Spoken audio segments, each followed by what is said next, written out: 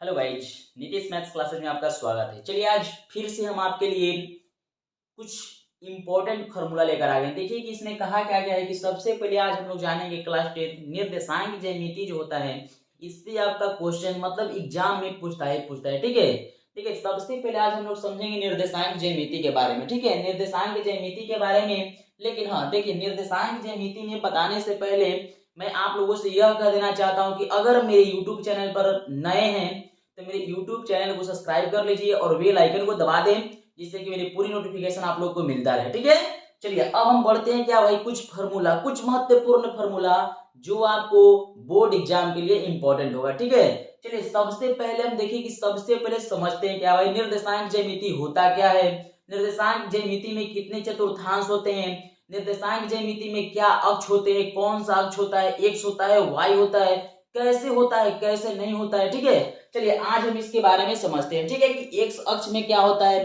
कौन सा चतुर्थांश में क्या होता है, प्लस होता है, माइनस होता है, माइनस होता है, प्लस होता है। इसमें बहुत सारे बच्चों का कंफ्यूजन होता है। ठीक है, इसमें बहुत सारे बच्चों का कंफ्यूजन पैदा हो जाता है, जो देखिए आज आपको स्पष्ट रूप से, ठीक है, एकदम क्लियरली आपको आज समझाया जाएगा। ठीक है, इसके लिए आप मेरे YouTube चैनल पर बने रहिए। ठीक है, YouTube चैनल पर बने रहिए और वीडियो को अंत तक देखिए। ठीक है, वीडियो को अंत तक देखिए, जिससे कि मतलब आप पूर्ण रूप से कोई चीज को सीख सकें। ठीक है, कोई कोई बच्चा क्या करता है कि स्किप करता है, बढ़ाता है, अरे सीखेगा कुछ नहीं सीखेगा।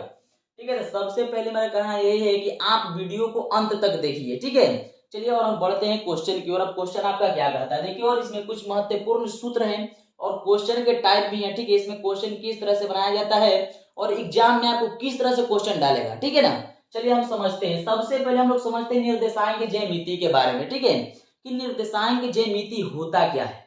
सबसे पहले समझेंगे क्या कि निर्देशांक ज्यामिति होता क्या है।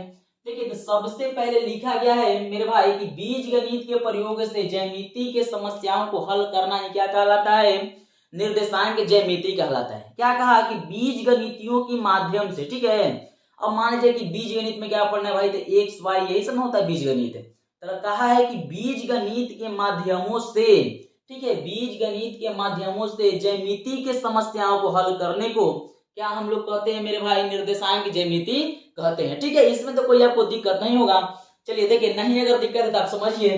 चलिए सबसे पहले क्या कहा गया है कि बीजगणित के प्रयोग करके, ठीक है, बीजगणित का प्रयोग करके अगर आप लोग ज्यामिति के समस्याओं को हल कर देते हैं तो उसे मेरे भाई निर्देशांक ज्यामिति कहते हैं। ठीक है ना, कि बीजगणित के समस्याओं को हल करना। ठीक है, बीजगणित के प्रयोग के समस्याओं के द्वारा हल करना है क्या कहलाता है मेरे भाई, निर्देशांक ज्यामिति कहलाता है। ठीक है, अब हम लोग समझते हैं कि एक तल में एक बिंदु का स्थान बताने के लिए दो लंब रेखा की आवश्यकता होती है। देखिए, अब निर्देशांक ज्यामिति में अगर हमको रेखा की अगर बारे में बताना है तो सबसे पहले हमको कितने लंब रेखा की आवश्यकता पड़ेगी मेरे भाई, दो। ठीक है, याद रखिएगा सबसे पहले कितने लंब रेखा की आवश्यकता पड़ती है निर्देशांक ज्यामिति में, तो आपको दो याद रखना है। ठीक है, चलिए सबसे पहले दो लंब रेखा कौन कौन सी होती है। सबसे पहला मेरा रेखा है जो आपका क्षैतिज है। ठीक है, जो सबसे पहला मेरा रेखा है क्या है, क्षैतिज रेखा है। ठीक है, क्षैतिज है। और दूसरा जो आपका क्या है, ऊर्ध्वाधर रेखा है। ठीक है, हम लोग सबसे पहले समझते हैं कि क्षैतिज रेखा को कौन सा अक्ष कहा जाता है मेरे भाई, तो एक्स अक्ष कहा जाता है। और ऊर्ध्वाधर रेखा को क्या कहा जाता है, वाई अक्ष कहा जाता है। ठीक है, अगर अभी तक मेरे YouTube चैनल को सब्सक्राइब नहीं किया है मेरे भाई तो मेरे YouTube चैनल को सब्सक्राइब कर लीजिए और बेल आइकन को दबा दीजिए, जिससे कि मेरी पूरी नोटिफिकेशन आप लोग को हमेशा मिलता रहे और आप लोग अपने तैयारी को मजबूत कर सके और परीक्षा में ज्यादा से ज्यादा आप अंक अर्जित कर सके। ठीक है, चलिए देखिए बढ़ते हैं। अब समझते हैं कि सबसे पहले एक्स अक्ष क्या होता है और वाई अक्ष क्या होता है। देखिए, तो सबसे पहले एक्स अक्ष के बारे में समझेंगे और वाई अक्ष के बारे में समझेंगे कि एक्स अक्ष क्या होता है भाई और वाई अक्ष क्या होता है। देखिए, तो सबसे पहले हम लोग समझेंगे। देखिए, समझने से पहले कुछ इंपॉर्टेंट जो आपके महत्वपूर्ण पॉइंट दिए गए हैं वो हम लोग समझ सकते हैं। देखिए, लिखा है कि तल को निर्देशांक तल और एक्स और वाई अक्ष को निर्देशांक अक्ष कहा जाता है। समझे, बोल रहा है कि तल को निर्देशांक तल और एक्स और वाई अक्ष को क्या कहते हैं, निर्देशांक अक्ष कहते हैं। देखिएगा, ध्यान दीजिएगा, निर्देशांक अक्ष कहते हैं। अब हम लोग समझते हैं कि अक्ष तल को चार भागों में बांटा जाता है। ठीक है, अक्ष तल को कितने भागों में बांटा जाता है, चार भागों में बांटा जाता है। ठीक है, उसे हम लोग क्या कहते हैं, चार भागों में बांटना है चतुर्थांश कहलाता है। ठीक है, 4 भागों में बांटना क्या कहलाता है? चतुर्थांश कहलाता है, समझे। चलिए सबसे पहले क्या होता है कि 4 भागों में बांट दिया, ठीक है, 4 भागों में बांट दिया, उसे क्या कहते हैं? चतुर्थांश कहते हैं। सबसे पहले क्या होता है? प्रथम भाग, दूसरा भाग, तीसरा भाग और चौथा भाग, ठीक है।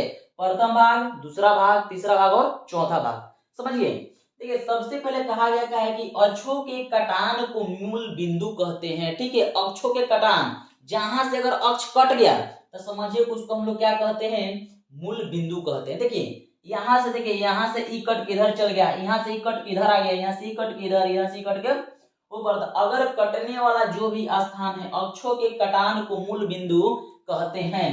इसका निर्देशांक हमेशा 0 0 होता है, ठीक रखिएगा कि मूल बिंदु का निर्देशांक हमेशा 0 0 होता है, ठीक है। अब समझते हैं कि एक्स अक्ष का निर्देशांक क्या होता है मेरे भाई। तो एक्स अक्ष के अगर आपको निर्देशांक याद रखना है तो आप याद रखिएगा कि एक्स अक्ष का निर्देशांक हमेशा x, 0 होता है, ठीक है।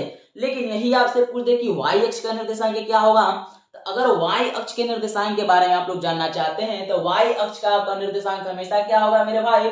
0, y होंगे, ठीक है। 0, क्या होंगे? y होंगे, ठीक है। ये समझिए ओ नहीं लिखा हुआ है, ठीक है। निर्देशांक ओ नहीं कर सकते हैं, ठीक है। 0 भी कर सकते हैं या ओ भी कर सकते हैं, लेकिन कोई भी बच्चा को कंफ्यूजन क्या पता है कि 0 है कि ओ है, नहीं तो 0 होता है। संख्या रेखा पर हमेशा 0 केंद्र को हम लोग ओ भी कहते हैं। कोई बच्चा ऑरिजिन पॉइंट कहता है तो कोई पॉइंट कहता है तो कोई 0 कहता है तो कोई शून्य कहता है कि शून्य से बाएं और शून्य से दाएं और, ठीक है। अब जो आपके दिमाग में अगर सेट हो जाए वो याद रखिए, क्योंकि हमको परीक्षा में ज्यादा नंबर लाना है। चलिए देखिए सबसे पहले क्या क्या आप देखिए यहाँ क्या है? वीवीआई में तो मिट कर गया। देखिए वीवीआई फॉर बोर्ड एग्जाम 2023, जितने भी फॉर्मूला है वो वीवीआई बोर्ड एग्जाम फॉर कितने के लिए? 2023 के लिए, ठीक है। जो भी मेरे भाई हैं जो बिहार बोर्ड से परीक्षा देने वाले हैं वे आप लोग इसको जरूर से जरूर देख लीजिए, क्योंकि आपको ज्यादा से ज्यादा आपका मदद यही करेगा, ठीक है। आप मैथ भुला जाइए लेकिन फॉर्मूला याद है तो मैथ फिर से याद आ सकता है, ठीक है ना। चलिए अब हम लोग समझ जाते हैं कुछ चतुर्थांश के बारे में भाई, कि कौन सा चतुर्थांश में कौन सी संख्या हो सकता है, ठीक है। कौन कौन चतुर्थांश में? पहला चतुर्थांश में प्लस हो या माइनस होगा, दूसरा चतुर्थांश में क्या होगा? माइनस हो गया प्लस होगा, तीसरा चतुर्थांश में माइनस होगा या माइनस होगा, चौथा में कि प्लस हो गया माइनस होगा। लेकिन इसमें बच्चों को बहुत सा कंफ्यूजन होता है, लेकिन आप लोग एकदम याद रखिएगा इसमें कंफ्यूजन की कोई बात नहीं है मेरे भाई। आप लोग ध्यान से समझ जाइए, कोई कंफ्यूजन का बात नहीं है।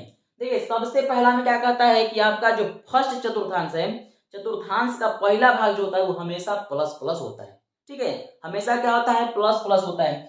दूसरा जो भाग है दूसरा जो भाग है वो हमेशा माइनस या प्लस होता है मेरे भाई, माइनस या प्लस होता है। अब देखिए तीसरा जो भाग है हमेशा माइनस या माइनस होता है।